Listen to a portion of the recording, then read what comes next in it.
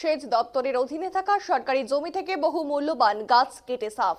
তারপর সেই জমি 10 টাকার স্ট্যাম্প পেপারে লক্ষ লক্ষ টাকায় বিক্রি। 2 হাত থেকে 3 হাতে সেই জমি বিক্রি। প্রকাশ্যে জমি মাফিয়াদের দৌরাত্ম্য। প্রশাসনিক দপ্তরে অভিযোগ দায়ের। প্রশ্নের মুখে সেচ দপ্তর এবং ভূমি ও ভূমির সংস্কার দপ্তরের ভূমিকা। তৃণমূলের মদতে এইভাবে একাধিক জায়গায় সরকারি জমি বিক্রি হয়ে যাচ্ছে। কটাক্ষ বিজেপির। অভিযোগ সত্যি হলে প্রশাসন ব্যবস্থা নেবে।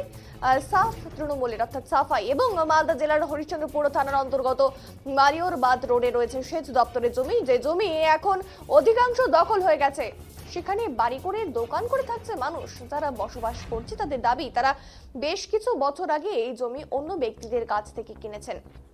অভিযোগকারীর দাবি, বহু মূল্যবান বিভিন্ন গাছ ছিল, সেগুলি প্রথমে কেটে পাচার করেন, তারপরে সেই জমি 10 টাকার স্ট্যাম্প পেপারে বিক্রি করেন। বর্তমানে সেগুলো 2 হাত থেকে 3 হাতে বিক্রি হয়ে গেছে। জমি বাঁচাতে তিনি সেচ দপ্তর, মহকুমা শাসক এবং ভূমি দপ্তর ও জেলা শাসকের কাছে অভিযোগ দায়ের করেছেন। প্রশাসনের চোখে, অর্থাৎ সেই চোখেরই কিভাবে বিক্রি করা সম্ভব হলো এই জমি, উঠছে প্রশ্ন। আর বিজেপির অভিযোগ, প্রশাসন এবং তৃণমূলের মদতে রাতের অন্ধকারে এই জমিগুলি দখল হয়ে বাড়ি হয়ে যাচ্ছে। বন্যার সময় এখানে কিছু মানুষ ত্রিপল নিয়ে অস্থায়ীভাবে বসবাস, তারপরে খালি ছিল জমি। মুখ্যমন্ত্রী একাধিকবার প্রশাসনিক সভা থেকে সরকারি জমি দখল নিয়ে ভূমি দপ্তরকে নির্দেশ দিয়েছে, তারপরেও কিভাবে সম্ভব হয়ে উঠছে তা নিয়ে কিন্তু প্রশ্ন থেকেই যাচ্ছে। যদিও তৃণমূলের দাবি, অভিযোগ সত্যি হলে প্রশাসন পদক্ষেপ নেবে। মুখ্যমন্ত্রী ব্যাপারে সুস্পষ্ট নির্দেশ দিয়ে রেখেছেন। শুরু হয়েছে রাজনৈতিক চর্চা।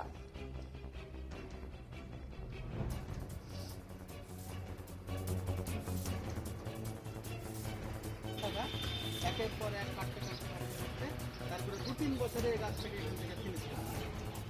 2-3 বছর মানে হঠাৎ করে করতে 2-3-4 বছর নিয়ে এই গাছটাকে এখান থেকে কোথাও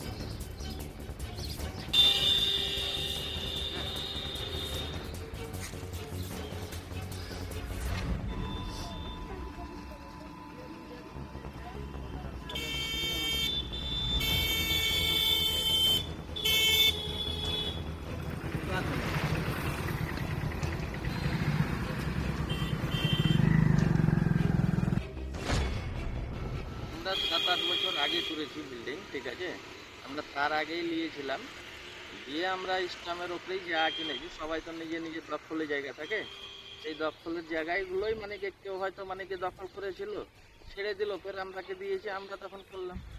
এটা তো সরকারি জায়গা, কিভাবে কিনলেন এই জায়গাগুলো আপনারা? আমরা স্টামের ওপরে কিনেছি। কার কাছ থেকে কিনেছিলেন জায়গাটা? আমরা শামুখার সুরেন মন্ডলের কাছে। সুরেন নাকি নাম আছে, শামুখারই আছে। আচ্ছা, কত বছর আগে কিনেছিলেন? আমরা কিনেছিলাম মোটামুটি 7 বছর হয়ে গেছে। আচ্ছা, মানে কত টাকা দাম দিয়েছিলেন এই জায়গাটার জন্য? জায়গাটার দাম দিয়ে কত, স্টাম্প না দেখলে বোঝা যাবে না, আমি বলবো তখন। স্ট্যাম্প কত টাকার ছিল? 10 টাকার স্টাম্প। আমার অভিযোগ ছিল যে মালিয়র বাঁধের উপরে ওই এলাকারই মানে তিওরপাড়া এলাকার আব্দুল মজিদ পাইকার নামে একজন কুখ্যাত নাটওয়ারলাল, যে কিনা অনেকগুলো গাছকে বিগত 20-25 বছরে কেটে বিক্রি করেছে, পাচার করেছে।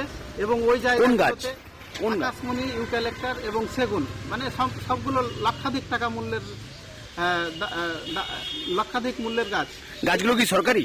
হ্যাঁ, সব সরকারি গাছ, মালিয়র বাঁধের ইরিগেশন ডিপার্টমেন্টের গাছ। এগুলোকে ও বিগত 10-20 বছরে সব নিজের মতো করে করে পাচার করেছে এবং ওই জায়গাগুলোতে আবার অবৈধ নির্মাণ করেছে, নির্মাণ করে কমার্শিয়ালি জায়গাগুলোকে ইউজ করছে, ব্যবসার কাজে ইউজ করছে। প্রসঙ্গত বলে রাখি, ওগুলো কোন বাঁধের উপরে যতগুলো কনস্ট্রাকশন আছে কোনো ভূমিহীনদের কনস্ট্রাকশন নয়, এগুলো প্রভাবশালী নাটোয়ারাল, এই যে মজিদ পাইকারের মতো প্রভাবশালীদের কনস্ট্রাকশন। এরা সমাজের লোককে তুচ্ছ মনে করে, নগণ্য মনে করে। এরা যত রকমের অবৈধ কাজের সাথে জড়িত। মালিয়র বাঁধের জমি আপনি ইনকোয়ারি করতে পাবেন যে 10 টাকা, 20 টাকা বা 50 টাকা, 500 টাকার স্ট্যাম্পে বিক্রি করেছে। ওখানে ক্রেতা বিক্রেতার নাম স্ট্যাম্প পেপারে উল্লেখ পাওয়া যাবে। আমি অত্যন্ত জোরালোভাবে বলতে পারি যে যদি এদের বিরুদ্ধে অ্যাকশন না হয় তাহলে এটাই বুঝতে পারা যায় যে ইরিগেশন ডিপার্টমেন্ট প্রত্যক্ষ এবং অপ্রত্যক্ষভাবে এই নাটওয়ারলালদেরকে কোনো না কোনোভাবে মদত করে যাচ্ছে।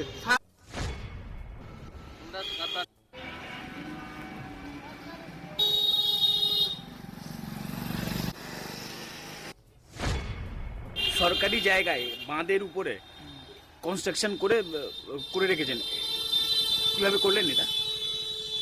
মানে জায়গা নিয়ে জায়গাটা আমরা এখন ঘর করে ব্যবসা করছি আর কি। বলছি কার কাছ থেকে কিনেছিলেন এটা? নিয়েছিলাম ওর নাম আশরাফুল হক। আশরাফুল হক। আশরাফুল হক কাছ থেকে। কোথায় বাড়ি ওনার?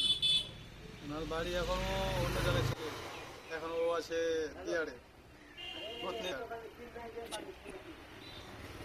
ও এখন কি করে সেটা বলতে পারছি না। এখানে ও বসবাস করতো, নেওয়া প্রায় 30 বছর হয়ে গেল। আর বিল্ডিংটা করা? এটা করা তাও 4 বছর, 5 বছর হয়ে গেল।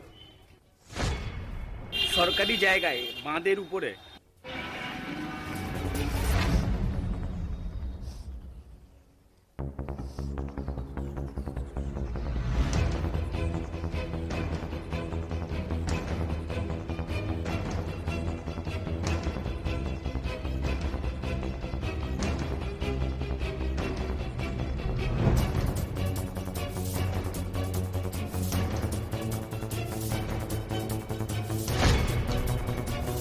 সেচ দপ্তরের অধীনে থাকা সরকারি জমি থেকে বহু মূল্যবান গাছ কেটে সাফ। তারপর সেই জমি 10 টাকার স্ট্যাম্প পেপারে লক্ষ লক্ষ টাকায় বিক্রি। 2 হাত থেকে 3 হাত হচ্ছে সেই জমি এবং বিক্রি হচ্ছে, এবং প্রকাশ্যে জমি মাফিয়াদের দৌরাত্ম। প্রশাসনিক দপ্তরে অভিযোগ দায়ের, প্রশ্নের মুখে সেচ দপ্তর এবং ভূমি ও ভূমি সংস্কার দপ্তরের ভূমিকা। তৃণমূলের মততে এইভাবে একাধিক জায়গায় সরকারি জমি বিক্রি হয়ে যাচ্ছে কটাক্ষ বিজেপির। আর অভিযোগ সত্যি হলে প্রশাসন ব্যবস্থা নেবে, সাফাই তৃণমূলের। মালদা জেলার হরিশ্চন্দ্রপুর থানার অন্তর্গত মালিয়র বাদ রোডে রয়েছে সেচ দপ্তরের জমি, যে জমি এখন অধিকাংশ দখল হয়ে গেছে। আর সেখানে বাড়ি করে দোকান করে থাকছে মানুষ, যারা বসবাস করছে। তাদের দাবি, তারা বেশ কিছু বছর আগে এই জমি অন্য ব্যক্তিদের কাছ থেকে কিনেছেন। অভিযোগকারীর দাবি, বহু মূল্যবান বিভিন্ন গাছ ছিল, সেগুলি প্রথমে কেটে পাচার করেন, তারপরে সেই জমি 10 টাকার স্ট্যাম্প পেপারে বিক্রি করেন। বর্তমানে সেগুলো 2 হাত থেকে 3 হাত অর্থাৎ তারপর বিক্রি হয়ে গেছে।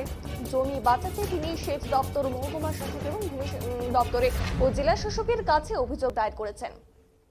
প্রশাসনের চোখ এড়িয়ে কিভাবে বিক্রি করা সম্ভব হলো এই জমি, এ নিয়ে কিন্তু বারংবার উঠছে প্রশ্ন।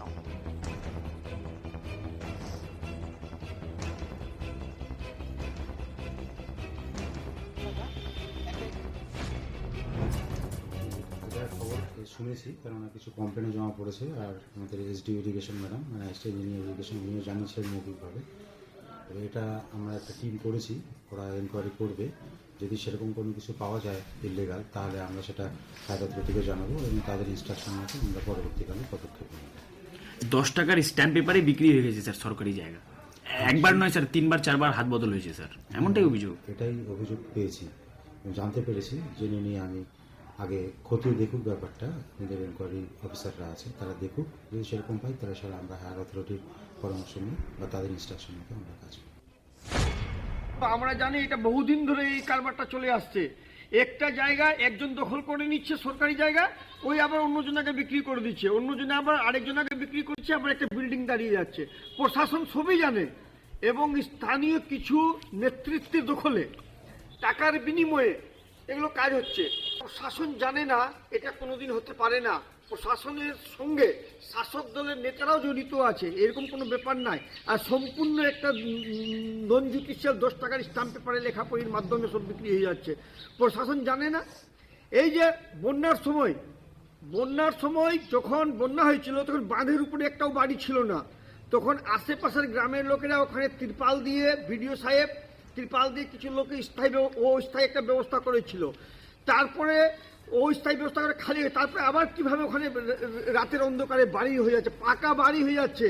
আজকে সাধারণ পাবলিক যদি কোনো বাড়ি করতে হয়, তাহলে জমির কাগজ দেখাতে হচ্ছে, কনভার্সন করাতে হচ্ছে, ক্লারিফিকেশন চেঞ্জ করাতে। এখন এখানে রাতের অন্ধকারে রাতে পাকা বাড়ি তৈরি হয়ে যাচ্ছে। প্রশাসন জানে না, এটা সম্পূর্ণ ভিত্তিহীন বলা হচ্ছে।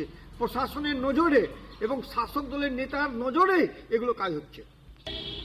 আমাদেরকে একটা ভাবতে একটা লজ্জা লাগছে যে সরকারি একটা জমি, যেটা দিয়ে রাস্তা চলাচল মানুষ করছে, সেই জায়গাটা মানে লক্ষ লক্ষ টাকায় হাত বদল হয়ে যাচ্ছে, কিন্তু প্রশাসন নীরব হয়ে বসে আছে। এটা কেন হচ্ছে? 10 টাকার স্ট্যাম্প পেপারে একটা ব্যক্তি আরেকটা ব্যক্তি যদি বিক্রি করছে, ওই আবার ওই স্ট্যাম্পের মাধ্যমে আরেকজনকে বিক্রি করে দিচ্ছে, আর বাড়ির পরে বাড়ি তৈরি হয়ে যাচ্ছে। এবং পুরো সরকারি জমিতে একটা ব্যবস্থা চলছে, অনেক জায়গায় বালু গিট্টি বিক্রি হচ্ছে, অনেক জায়গায় সিমেন্ট বালু বিক্রি হচ্ছে, মানে এইভাবে পুরো চলে যাচ্ছে। আপনারা যে সংবাদ মাধ্যমে যেটা বেরিয়েছে, এটা অনেক দেরিতে বেরিয়েছে। কোনো সরকারি জমি দখল করা আমাদের দল সমর্থন করে না। তৃণমূল কংগ্রেসের বিরুদ্ধে ছিল, আছে, আগামী দিনেও থাকবে। আমাদের বাংলার মুখ্যমন্ত্রী মমতা বন্দ্যোপাধ্যায় ইতিমধ্যেই বিভিন্ন সরকারি জমি যেগুলো ইলিগালি এনক্রোচড হয়ে আছে সেগুলোকে ভ্যাকেট করার ব্যাপারে সর্বোচ্চ অফিসারদেরকে ইতিমধ্যেই নির্দেশ দিয়েছেন। তৎসত্ত্বেও যদি কোনো জায়গায় কোনো সরকারি জমি কেউ বেদখল করার চেষ্টা করে, তার বিরুদ্ধে সেই ডিপার্টমেন্ট এবং কনসার্ন পুলিশ স্টেশন তার বিরুদ্ধে কঠোর থেকে কঠোরতম শাস্তির ব্যবস্থা করে। আর বিজেপি কি বলছে সেটা এই বাংলার রাজনৈতিক মানচিত্রে বেটার করে না, কারণ ওরা খালি কমপ্লেনই করতে জানে। যেখানে বিজেপি শাসিত রাজ্যগুলো আছে সেখানে সরকারি জমি দখল, বিভিন্ন অন্যায়কে প্রশ্রয় দেওয়া, এই বাংলায় অপরাধ সংগঠিত হলে আসামিরা সাজাপ্রাপ্ত হয়, আর বিজেপি শাসিত রাজ্যতে যদি অপরাধ সংগঠিত করে যারা আসামি তাদেরকে ফুলের মালা দিয়ে বরণ করা হয়।